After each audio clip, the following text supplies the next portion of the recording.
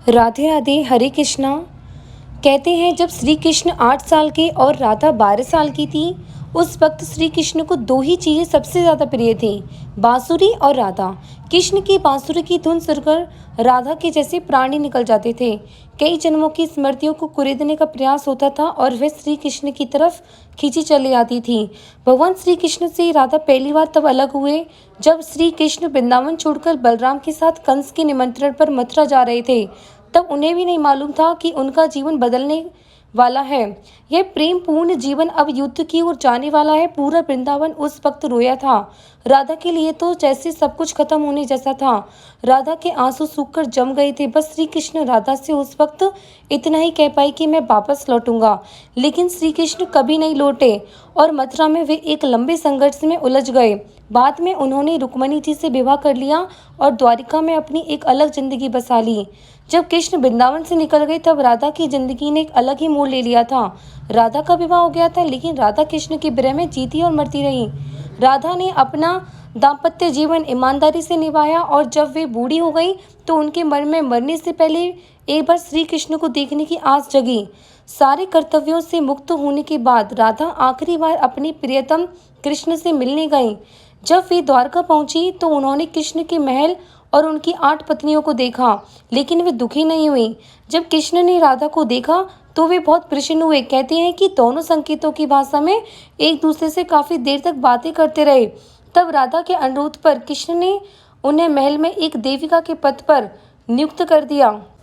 कहते हैं कि वहीं पर राधा महल से जुड़े कार्य देखती थी और मौका मिलते ही वे कृष्ण के दर्शन कर लेती थी।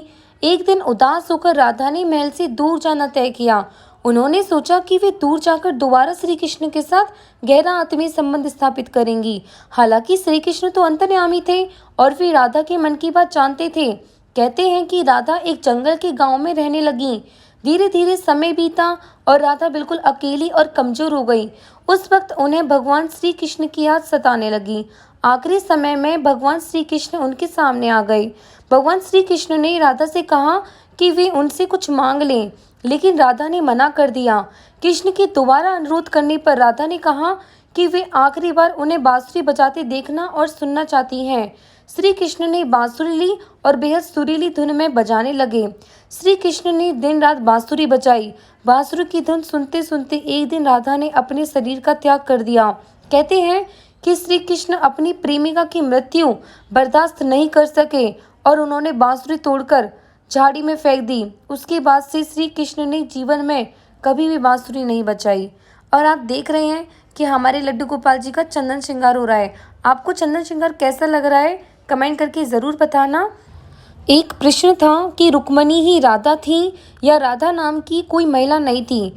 कुछ विद्वान कहते हैं कि राधा नाम की कोई महिला नहीं थी, रुक्मणी ही राधा थी। राधा और रुक्मणी दोनों ही कृष्ण से उम्र में बड़ी थी। श्री कृष्ण का विवाह रुक्मणी से हुआ था, इसलिए समझो कि राधा से ही हुआ। मतलब यह है कि राधा का कोई अलग से अस्तित्व नहीं है। पुराणों के अनुसार देवी रुक्मणी का जन्म अष्टमी तिथि को कृष्ण पक्ष में हुआ था और श्री कृष्ण का जन्म भी कृष्ण पक्ष में अष्टमी तिथि को हुआ था। वह देवी राधा यह भी अष्टमी तिथि को अवतरित हुई थी। राधा जी के जन्म और देवी रुक्मणी के जन्म में एक अंतर यह है कि देवी रुक्मणी का जन्म कृष्ण पक्ष में हुआ था और राधा जी का शुक्ल पक्ष में हुआ था। राधा जी को नारद जी के शाप के कारण विरह सहना पड़ा और देवी रुक्मणी से कृष्ण जी की शादी हुई थी। राधा और रुक्मणी यूं तो दो हैं, परंतु दोनों ही माता लक्ष्मी के ही अंश हैं।